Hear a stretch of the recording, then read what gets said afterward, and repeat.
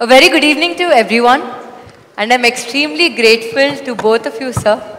So, both of you have been legendaries in your respective fields. So, I would like to thank you, CBN Garu, and at the same time, Chiranjeevi Garu, for coming here and gracing my book launch. This is the most precious moment for me, and I'm extremely thankful for this. Question is to Chiranjeevi Garu. So, initially, when I showed you this book, is Mindset Shift, sir, I was very amazed to see you have a lot of knowledge. Meeru NLP gurinchi, Richard Bandler gurinchi chepparu. You said you went to London to witness that session about Spobia. I mean, you know all these techniques. Maybe our wordings telidemo, but you know the techniques. And I was very amazed to understand that you spend a lot of time with yourself, understanding yourself. So how important has been that spending time with yourself? And దాని వల్ల అసలు ఎలాంటి ఉపయోగం ఉంది? First of all మన ప్రియతమ గౌరవ ముఖ్యమంత్రి గారు నారా చంద్రబాబు నాయుడు గారు ముఖ్య అతిథిగా ఏర్పాటు చేసినటువంటి ఈ పుస్తక ఆవిష్కరణ కార్యక్రమంలో నేను ఒక అతిథిగా రావటం నాకు అవకాశం కల్పించినటువంటి శరణి వారి కుటుంబ సభ్యులు ముఖ్యంగా మంత్రివర్యులు నారాయణ గారు తన మామయ్య గారు నా సోదరుడు గంటా శ్రీనివాస్ అండ్ చాలామంది అతిథి మహారథులు అండ్ ఫ్యూచర్ మన రాష్ట్ర భవిష్యత్తు మన దేశ భవిష్యత్తు మీ కళల్లో కనిపిస్తుంది అలాంటి యంగ్స్టర్స్ ఆల్ ద స్టూడెంట్స్ మీ అందరికీ సభాముఖంగా నా హృదయపూర్వక అభినందనలు ధన్యవాదాలు నమస్కారాలు తెలియజేసుకుంటాను. It's a great opportunity to be here one amongst you all. ఇలాగా శరణి ఇంటికి వచ్చినప్పుడు ఒక బుక్ రాశాను, అది మీరు ముఖ్యమంత్రి గారు ఇనాగ్రేట్ చేస్తే బాగుంటుంది, వెరీ పర్పస్ఫుల్ బుక్ అని అమ్మాయి చెప్పినప్పుడు చాలా అమేజ్ అయ్యాను నేను. ఆ బుక్ని క్లుప్తంగా నేను 4-5 పేజీలు చూసినప్పుడు నాకు ఎప్పటి నుంచో ఇలాంటి పర్సనాలిటీ డెవలప్మెంట్ మీద, అలాగే సీక్రెట్ అనే ఒక బుక్ ఉండేది, అది ఎన్నో దశాబ్దాలు 2-3 దశాబ్దాల ముందే ఆ బుక్ నేను చూడటం నాకు జరిగింది, తటస్థపడింది. అప్పుడు ఇంకా ఇండియాలో రాలేదు ఆ బుక్, దాని ట్రాన్స్లేషన్ కానీ దాని వీడియో నేను చూడటం జరిగింది. ఆ బుక్లో చెప్పిన ఎన్నో విషయాలు నాకు తెలుసో తెలియకనో నాకు నేనుగా అనుకుని అవన్నీ ఆచరించడం మొదలుపెట్టాను నేను. అది నాకు ఎంతో హెల్ప్ అయింది. ఓ ఇలా ఉంటుందా అన్నది. సో తను అడిగిన ప్రశ్న కానీ ఇందాక గౌరవ ముఖ్యమంత్రి గారు చెప్తున్న దానికి మైండ్ సెట్ షిఫ్ట్ అనేది అత్యంత అవసరం. మనం ఒక గాడిన పడి అదే ధోరణిలో ఒక గానుగెద్దులాగా కష్టపడతాం, ప్రతి వాళ్ళు కష్టపడతారు. బట్ ఆ కష్టపడటంలో స్మార్ట్గా కష్టపడతారా, హార్డ్ వర్క్ తోటి వాళ్ళు కష్టపడుతున్నారా అనే దాని మీద మనం ఆలోచించుకుంటే కనుక చాలామంది ఇలాంటి అవేర్నెస్ లేక ఇలాంటి శరణి లాంటి వాళ్ళు ఇచ్చేటువంటి పుస్తకాలు వాళ్ళకి గైడ్ చేయక, లేకపోతే గురువులు గైడ్ చేయక, లేకపోతే వాళ్ళుగా ఆ షిఫ్ట్ అనేది తెలియక అదే గానుగెద్దులాగా అదే కష్టంతో అలాగే జీవితాన్ని వెళ్ళదీసే వస్తారు. అట్లాగే ఏదో టైంలో రిటైర్డ్ అయిపోతారు, జీవితం చాలిస్తారు, ఇది చాలు ఈ జన్మకి ఇంతే అనుకుంటారు. అది కరెక్ట్ కాదు. మైండ్ షిఫ్ట్ చేయటం మూలంగా కష్టపడే మనస్తత్వం ఉంటే నీ ఇష్టమైనటువంటి ప్రొఫెషన్లో కనుక నువ్వు ఉండగలిగితే ఆ రాణింపు, ఆ వెళ్ళే హైట్స్ అది వేరే.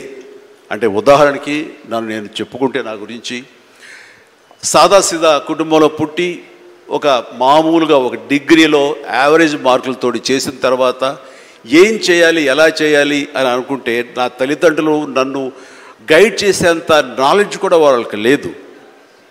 అలాంటి టైంలో నాకు అనిపించింది, నాకు చిన్నప్పటి నుంచి ఇంట్రెస్ట్ యాక్టింగ్.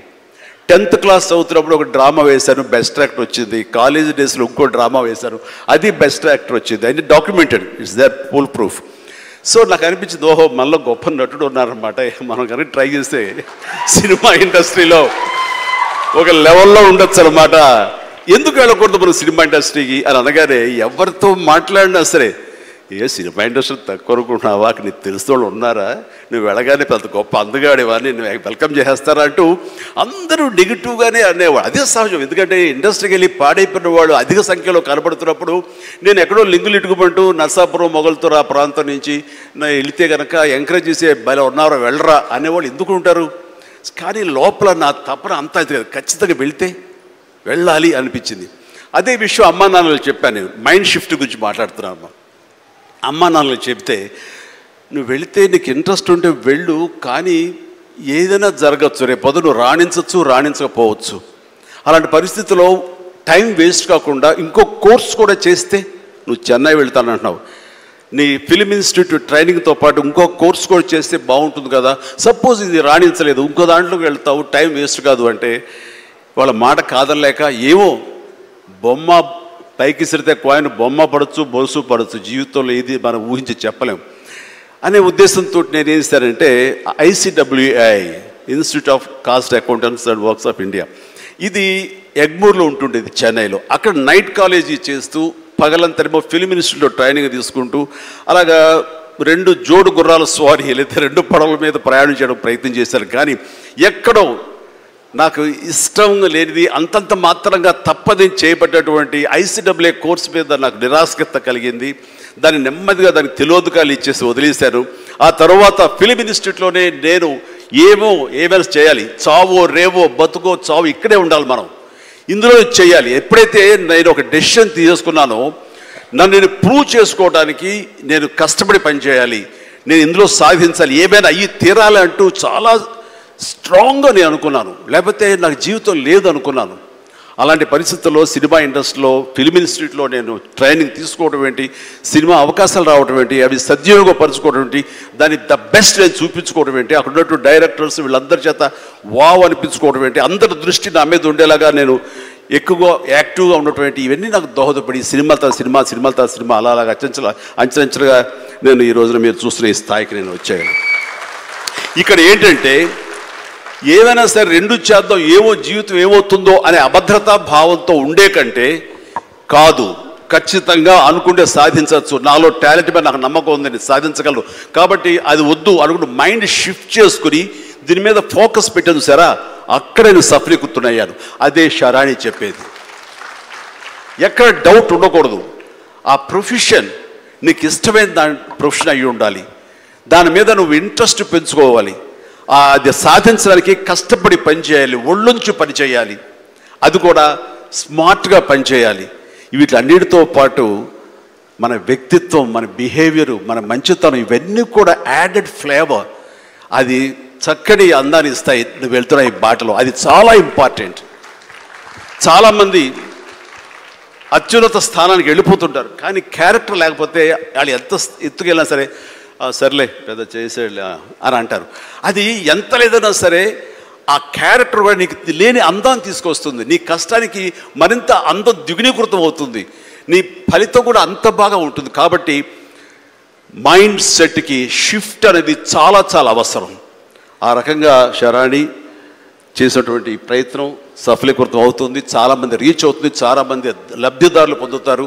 అండ్ చెప్పాలంటే మన నారా చంద్రబాబు నాయుడు గారు కూడా చిన్నతనం నుంచి కాలేజీ రోజు నుంచి నాయకత్వ లక్షణాలతోటి అక్కడ నాయకుడిగా కాలేజీలో ఉంటూ అక్కడి నుంచి తనకి ఇష్టమని ఈ ఫీల్డ్లో రాణించాలి, నా రాష్ట్రానికి సేవలు చేయాలి, ఇక్కడ ఏమైనా సరే అవ్వాలి అనే అకుంఠిత దీక్షతో అయ్యారు.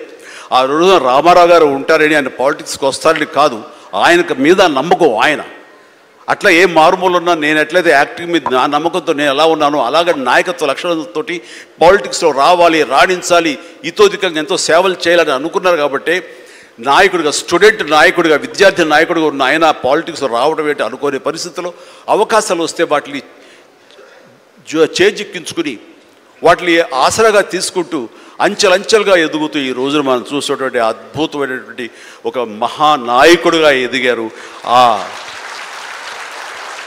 ఆయన దిశానిర్దేశంలో, ఆయన నాయకత్వంలో హైదరాబాద్ దగ్గర నుంచి ప్రతి నగరం, అంటే ఫస్ట్ ఇండియాలో ఆఫ్టర్ బెంగళూరు మళ్ళీ అలాంటి ఐటీ నగరంగా, అంటే ఎంత విజనరీ అంటే ఫ్యూచర్లో ఇది డెఫినెట్గా ఈ రోజున మనం అనుకుంటున్నాం డిజిటలైజేషన్, ఆ రోజున అంత ఉధృతంగా లేదు.